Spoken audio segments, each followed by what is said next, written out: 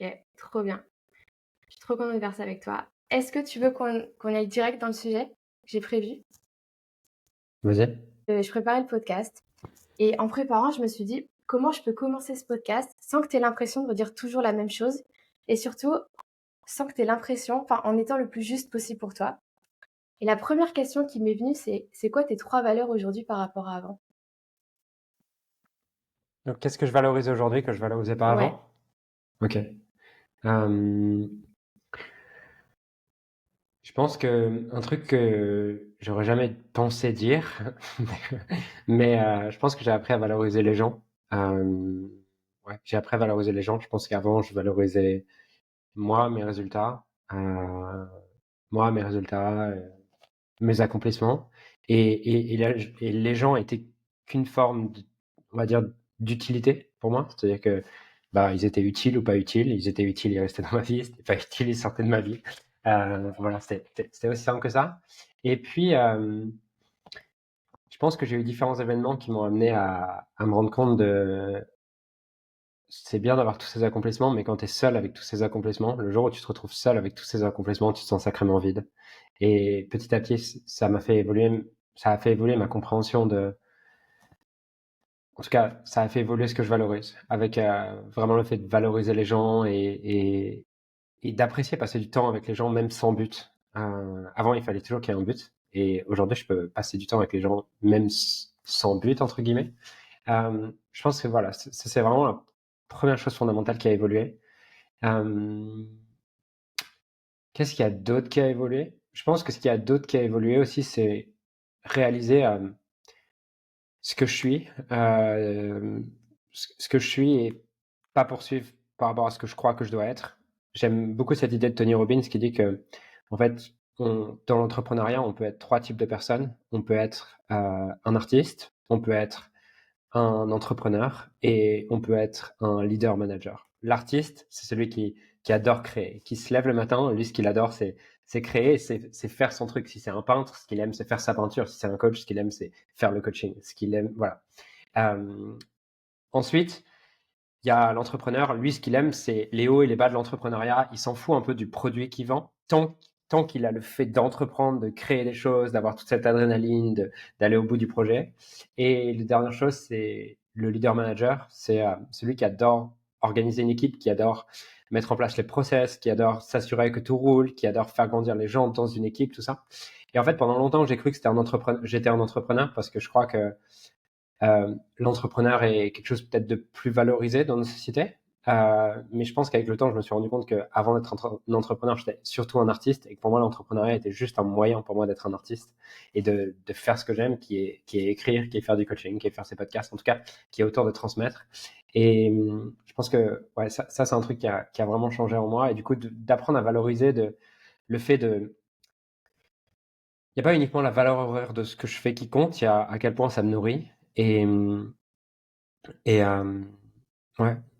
Et donc, je pense que avant, par exemple, dans ma tête, si je faisais du coaching, il fallait absolument que ça rentre dans mon business model, que ça cannibalise pas les autres produits, que le coaching soit positionné au-dessus. Et aujourd'hui, ce qui compte pour moi, c'est juste, si j'ai envie de faire du coaching, c'est quoi le modèle qui va me permettre de faire le plus de coaching possible? Peu importe l'autorité que ça m'apporte ou non sur le marché, la crédibilité que ça m'apporte ou non. Voilà. Donc, je pense que c'est une deuxième chose qui a beaucoup changé. Et, Et la troisième chose qui a changé dans ce que je valorise, ça va te faire rire parce que t'es au courant sur les vidéos YouTube. Il me dit, un client que j'ai depuis longtemps qui m'envoie un message qui me dit, ah, en fait, tu travailles plus avec la personne qui te faisait les vignettes et tout, tes vignettes YouTube, qu'est-ce que t'en penses? Et je lui dis, non, bah voilà, il y avait 2, 3 raisons pour lesquelles ça allait pas. Et il me dit, est-ce que tu as retrouvé une nouvelle personne? Du coup, tu as recruté une nouvelle personne que tu pourrais me recommander sur les vignettes? Et je lui dis, non. Enfin, je lui dis, bah, va voir ma chaîne YouTube et tu verras si j'ai quelqu'un pour les vignettes ou pas. Et, et il me répond un truc, il me répond, ah, mais c'est ouf de voir comment tu as changé sur ton envie d'optimiser les choses. C'est-à-dire qu'avant, tu pouvais être sûr que tout était optimisé. Si je publiais une vidéo YouTube, il fallait que la vignette, elle soit bien et tout. Et je lui ai répondu une chose, je lui ai dit, qu'est-ce qu'il m'a dit exactement? Attends, je reprends le message parce que c'était, il me dit, décidément, ouais, il me dit, décidément, t'es vraiment plus un dingue de l'optimisation. Et je lui dis, si, c'est juste que ma métrique a changé. Je suis un dingue de l'optimisation de mon inspiration. Et je pense que c'est ce qui a changé, c'est la métrique que je priorise. C'est la métrique que je priorise, c'est comment je peux faire ce que j'aime et être utile aux autres, alors qu'avant c'était comment je peux gagner le plus d'argent possible en faisant ce que je fais. Voilà. Et est-ce que tu crois qu'on peut faire ce qu'on aime avant que ça ait un business qui fonctionne, tu vois? Parce que c'est ce que je t'entends beaucoup dire en ce moment, mais est-ce que depuis le début, tu aurais pu faire ça? Tu vois? Est-ce que toutes les personnes qui veulent se lancer dans le coaching parce que Ouais, c'est ce qu'elles veulent faire, elles peuvent vraiment le faire au début? ouais. Euh, J'adore cette objection. Je l'ai souvent. Euh, et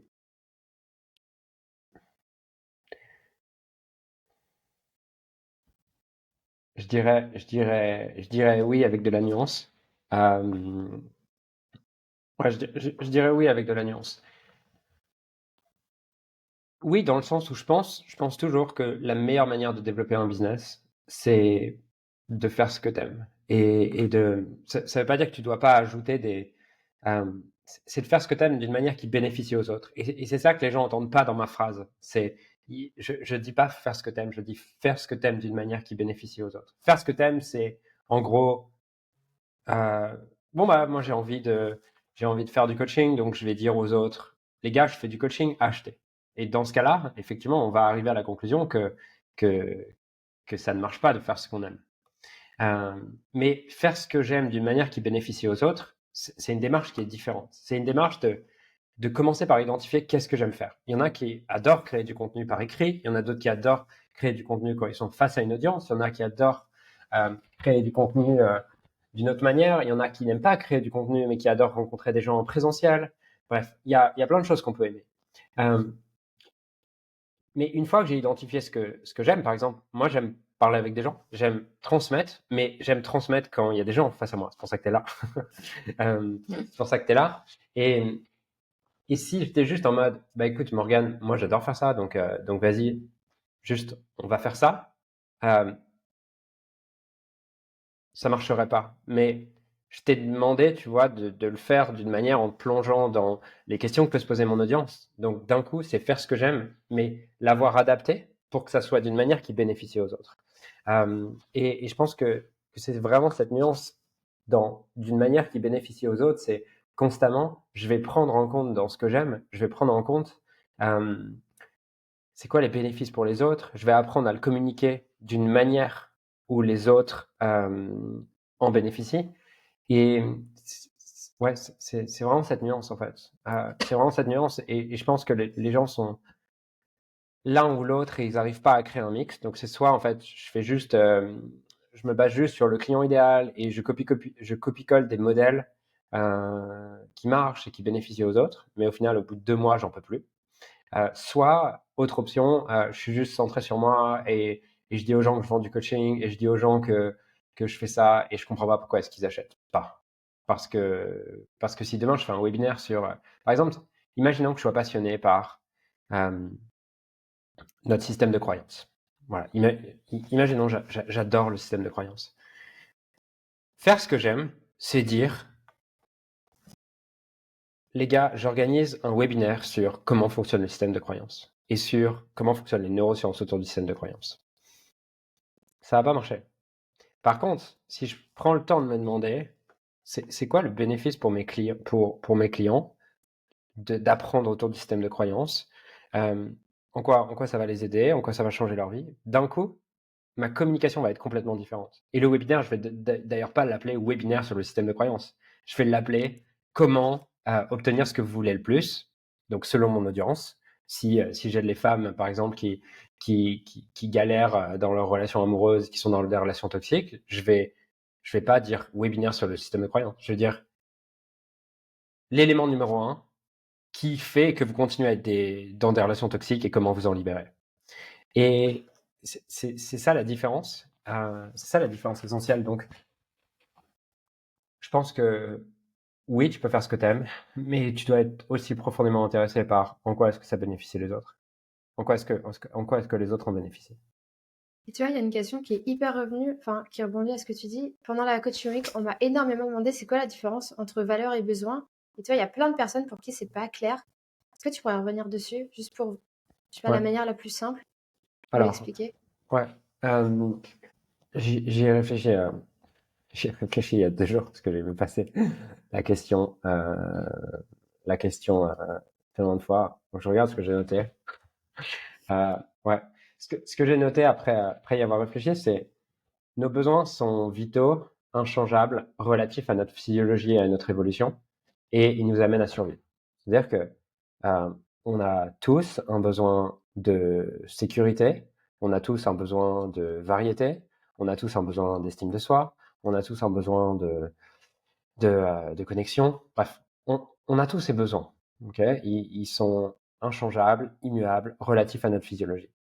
Nos valeurs, elles, de leur côté, elles sont construites, basées sur la perception de ce qui nous manque. Donc, tous les humains ont un besoin de connexion. Par contre, tous les humains n'ont pas une valeur d'apprendre comment fonctionne l'humain, par exemple.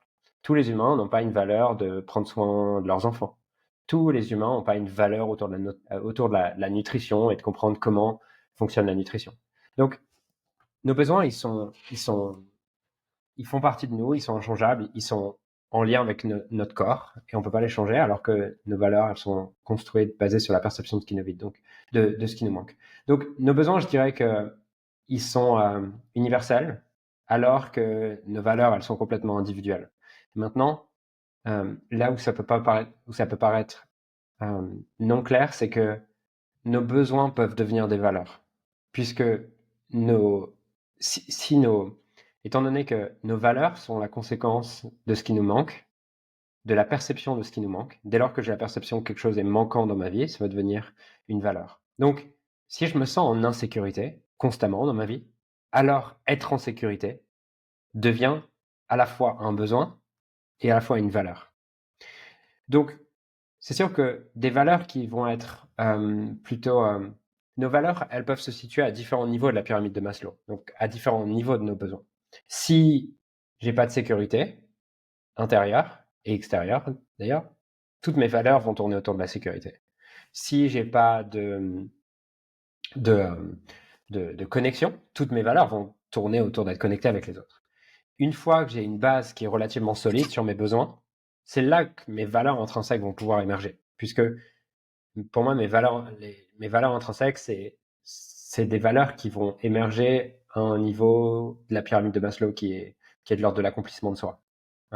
Donc, qui est de l'ordre vraiment de la réalisation de soi. Et j'aime bien cette idée que vis-à-vis des besoins que donne Tony Robbins, qui est que nos 4 premiers besoins fondamentaux sont universels et on trouvera une stratégie pour les remplir quoi qu'il arrive. Donc, sécurité, variété, importance et connexion, amour. On trouvera pour ces 4 besoins une manière de les remplir quoi qu'il arrive. C'est-à-dire que même si je suis au fin fond de la jungle et que j'ai personne autour de moi, que j'ai personne qui me valorise, qu'il y a des lions qui vont m'attaquer, dans ma tête, je vais me raconter une histoire, je vais partir dans un fantasme qui fait que j'arrive à me raconter que je suis connecté et à les nourrir. Par contre, Tony Robbins, dans les besoins, va nommer croissance et contribution, qui sont les 2 derniers besoins, des besoins spirituels, qui, eux, sont un privilège qu'on a en tant qu'humain de pouvoir s'y attaquer. Et on va pouvoir s'y attaquer que si nos 4 premiers besoins sont suffisamment remplis. Et les stratégies qu'on va utiliser pour remplir nos 2 derniers besoins, donc ces besoins spirituels, sont pour moi nos valeurs intrinsèques. Comment tu fais la différence entre des valeurs qui sont vraiment propres à toi et des valeurs que les autres vont te projeter sur toi? Tu vois, typiquement, enfin, même à titre perso, il y a des choses, j'arrive pas à savoir si c'est mes valeurs parce qu'au fond de moi ça compte ou parce qu'on t'as tellement grandi en t'insufflant quelque chose que c'est pas toi.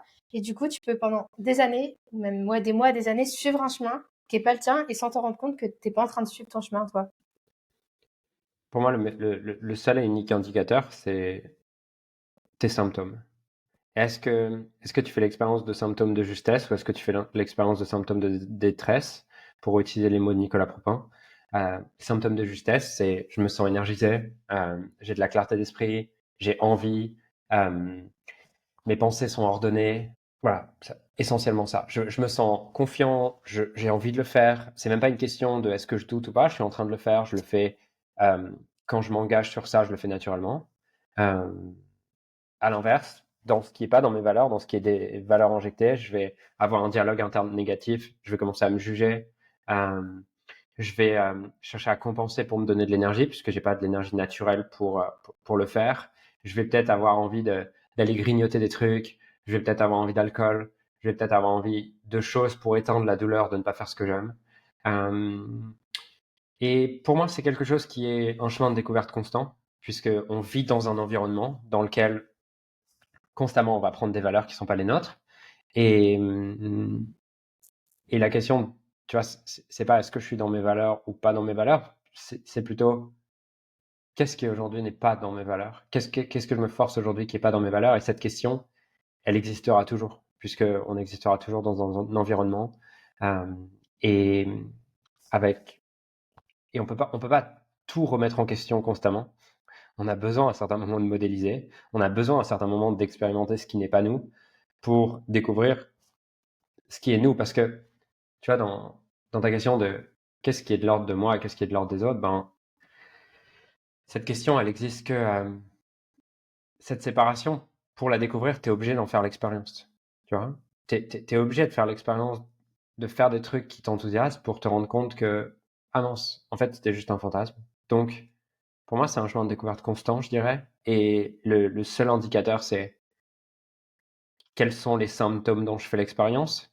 Et je pense qu'il y a un truc que j'ai que je que j'ai fait vraiment pendant longtemps et que je continue à faire peut-être à une fréquence un peu moins grande, c'est vraiment à la fin de chaque semaine, pendant un moment, à la fin de chaque semaine, je prenais ma semaine et je me demandais qu'est-ce qui m'a donné de l'énergie cette semaine et qu'est-ce qui m'a drainé. Et juste, je faisais la liste. Et une fois que tu as identifié ce qui t'a drainé, tu as plusieurs solutions. Soit tu arrêtes, soit tu le délègues. Soit, troisième chose, tu donnes un sens. Parce que je pense qu'il y a des choses que tu peux soit ne pas déléguer, soit que tu peux pas déléguer ou des choses que tu peux pas supprimer parce que c'est trop important dans le cadre d'un objectif plus grand que tu as. Et à ce moment-là, tu le relis à tes valeurs. Comment est-ce que tu le relis à tes valeurs? Je vais te donner un exemple. Avant-hier, j'avais un entrepreneur qui est dans le processus de vendre sa boîte en coaching. Et il me disait, mais Julien, je freine des quatre pièces. Ça me fait tellement chier toute cette partie paperasse, vendre l'entreprise. Voilà, c'est tellement chiant. Moi, ce que j'aime faire, c'est voyager, c'est entreprendre, c'est créer des choses. Et c'est également faire les soins, puisqu'il est dentiste. Et, et, euh, et il me dit, ça me fait tellement chier ce truc-là. Et du coup, je lui ai demandé, ok, mais en quoi est-ce que faire ces papiers va t'aider à devenir la personne que tu as besoin de devenir pour créer la vie que tu veux? Et au début, il me dit, bah, je sais pas, je vois pas. Franchement, ça n'a aucun intérêt de faire des papiers. Je dis, ok, mais est-ce que apprendre à vendre une boîte et être à l'aise à vendre une boîte, est-ce que c'est pas ce qui est nécessaire pour vivre la vie que tu veux? Parce que tu m'as dit que tu étais quelqu'un qui changeait de projet tous les 2 ans, qui avait envie de recréer des choses tous les 2 ans. Est-ce que tu vois en quoi est-ce que apprendre à vendre une boîte, c'est la compétence nécessaire pour t'autoriser durant le reste de ta vie à créer ce que tu veux? Et au moment où je lui propose cette perspective, ça clique dans sa tête et il me dit, ah ouais, en fait, carrément, en fait, c'est vrai qu'apprendre à vendre une boîte et que ça devienne facile pour moi, c'est exactement ce dont j'ai besoin pour créer la vie de mes rêves. Parce que plein de fois, j'ai des projets, puis je me dis, je vais pas les faire parce que je suis pas sûr d'en avoir encore envie dans 10 ans. Et, et du coup, à ce moment-là, il dit, putain, en fait, j'ai presque envie de raccrocher et d'aller faire ces putains de papiers et d'apprendre à vendre ma boîte parce que d'un coup, ça prend un autre sens. Donc, supprimer, déléguer ou relier à nos valeurs, c'est les 3 options qu'on a pour, euh, pour donner du sens à une tâche qui ne nous en donnait pas et pour sortir des symptômes de détresse. Comment tu fais la différence entre des choses qui ont aucun sens pour toi et donc tu es dans la mauvaise direction et des choses où juste tu es obligé de passer par là pour atteindre ce que tu veux? Et même au sens, en fait, je parle de personnes qui sont en coaching, mais je pense que ça marche pour n'importe quel entrepreneur d'avoir Ouais. des moments où tu es dans ton business, tu es plus inspiré et comment tu sais où tu vas ressentir ce truc de OK, j'arrête ou alors je donne du sens et je continue un peu plus loin? Ouais, c'est une bonne question sur laquelle j'ai pas une réponse, mais je dirais, je me souviendrai toujours d'une discussion que j'avais eue avec un de mes mentors on est en 2024, le temps passe vite, il y a 5 ans. Et il y a 5 ans, il me racontait un peu son histoire. Et en fait, le gars gérait 8 boîtes en même temps. Dans sa vie, il avait créé plus de 50 boîtes. Et, ouais, et il avait plein de boîtes. Et il avait plein de projets. Il arrêtait, puis il redémarrait, et tous ces trucs-là. Et à ce moment-là, ça, ça venait à l'encontre d'une croyance que j'avais appris, qui était il faut rester focus sur un projet. Et moi, je le vois avec ces 8 projets comme ça. Et je me dis, mais de où il est focus, lui, tu vois. Et pour autant, ça marchait pour lui. Et, euh, et du coup, je lui dis, mais en fait, comment tu décides quand tu arrêtes une boîte? Et il m'avait répondu une phrase, il me dit, when it's not fun anymore. Et donc, quand c'est plus fun, quand c'est plus fun. Et cette phrase, elle m'avait tellement marqué. Je sais pas pourquoi, mais elle m'avait sûrement pas, si, je sais pourquoi. Parce que avec le recul, j'étais dans une période où it was not fun anymore. et, et ouais, donc, mais ça, c'est parce que il était dans une période dans laquelle ce qu'il valorisait, c'était à quel point c'est fun. Si, si, si ce que je valorise actuellement, c'est qu'est-ce qui va me rapporter de l'argent, en fait, encore une fois, on en revient à ton système de valeurs. C'est-à-dire que la réponse pour chaque personne, elle est différente. Euh, Par exemple, ma chérie, actuellement, elle a une de ses boîtes qui l'inspire plus trop. Enfin, tu vois, c'est assez lourd pour elle. C'est assez lourd pour elle. Et elle continue pour une raison, c'est que cette boîte, c'est une grosse partie de son revenu. Euh, et également, il y a assez peu d'efforts pour pouvoir réussir à la vendre. Euh, Moi, je serais dans son cas, j'arrêterais direct. C'est-à-dire que si j'ai une boîte qui me fait plus plaisir, même si c'est une grosse partie de mon revenu, et que je pourrais la vendre, j'arrête direct. Mais parce que elle, sa priorité dans la vie, c'est ses enfants. Et dans, dans la vie, pour elle, euh, dans sa vie, sa priorité, c'est ses enfants. Et pour elle, une des choses qu'elle valorise le plus pour ses enfants, c'est qu'ils soient dans un environnement hyper sécurisant. Et un environnement hyper sécurisant, pour elle, c'est une maison euh, qui est harmonieuse, qui est belle, qui est tout ça. Et là, elle a un investissement de plusieurs centaines de milliers d'euros à faire dans la maison. Donc, encore une fois, selon ton système de valeur, tu es prêt à payer des prix différents. Moi, mon système de valeur, c'est je veux faire ce que j'aime avant tout. Elle, c'est je veux apporter à mes enfants la sécurité avant tout. Donc, cette question, pour moi, elle est dépendante de chacun. Je pense juste qu'il y a il y a un problème chez beaucoup d'entrepreneurs, c'est que ils veulent tout en même temps. Et je pense que la première chose, c'est de savoir pourquoi est-ce que tu optimises. Est-ce que tu optimises pour ton épanouissement? Est-ce que tu optimises pour ton taux horaire? Est-ce que tu optimises pour ta découverte? Est-ce que tu optimises pour ta croissance? Est-ce que tu optimises pour l'impact que tu vas avoir? Et là où ça devient compliqué pour prendre des décisions, c'est quand tu as oublié pourquoi est-ce que tu optimisais. Et que quand tu as oublié pourquoi est-ce que tu optimisais, tu vas constamment comparer tes propres actions avec ce que valorise la société et l'optimisation de la société. Et l'optimisation de la société, c'est quoi? C'est le statut en général. Donc, le statut, c'est tout ce qui va permettre plus de notoriété, plus de reconnaissance sociale, plus d'argent. Et donc, si tu n'es pas clair au fond de toi sur pourquoi est-ce que tu optimises, tu vas, par défaut, te mettre à optimiser pour les métriques de la société, qui sont, ce que je viens de dire, argent, notoriété et reconnaissance sociale. Et le problème, quand tu commences à optimiser pour ça, c'est que tu vas constamment avoir un conflit intérieur. Puisque même si tu essaies d'optimiser comme ça, il y aura une part de toi qui te dira, en fait, c'est quoi, on ne veut pas optimiser pour ça. C'est pas ce qui nous inspire vraiment. Et donc, c'est essentiel pour moi de savoir pourquoi est-ce que tu optimises. Et ça, c'est une question qui se découvre et qui change en plus. C'est-à-dire que ça dépend des phases de vie, ça dépend de plein de choses. Et est-ce que tu penses qu'on n'est pas obligé de passer par un extrême avant de trouver l'équilibre? Parce qu'en fait, au final, si tu n'as jamais encore lancé de business, tu peux pas Ouais. savoir pourquoi tu optimises. Enfin, Même là, tu C'est vois, à titre clair. perso, aujourd'hui, je sais pas enfin, c'est dur de savoir et de se dire, ok, c'est vraiment pour ça que je le fais. Et du coup, tu dirais quoi à une personne qui a lancé un business et qui n'arrive pas à savoir exactement, qui n'arrive pas à trouver c'est quoi la valeur numéro un de son business? Ouais. Je l'amènerais déjà à prendre un papier, un crayon, regarder dans les 45 derniers jours, c'est quoi les moments où elle s'est sentie le plus en vie, le plus vivante, le plus connectée à elle-même, le plus euh, présente dans l'instant, en dehors de son mental et en dehors du doute, de plein de choses. C'est la première chose que je l'amènerais à regarder. Une fois qu'elle a identifié ça, de là va émerger une forme de découverte de ces valeurs, on va dire, de surface. Ces valeurs de surface, ça va peut-être être, en fait, je me suis senti euh, pleinement, pleinement connecté à moi-même quand j'étais en train de faire des podcasts, par exemple. Ok. Et à partir de là, je vais lui demander, ok, reviens dans le moment où tu es en train de faire le podcast. Qu'est-ce que ça signifie pour toi dans ce moment-là? Qu'est-ce que ça signifie pour toi de faire le podcast? Qu'est-ce qu'il y a en dessous de faire ce podcast? Qu'est-ce qu'il y a particulièrement dans ce podcast qui t'inspire et qui fait que tu es pleinement présente là-dedans? Et là, elle va peut-être me dire, ah, en fait,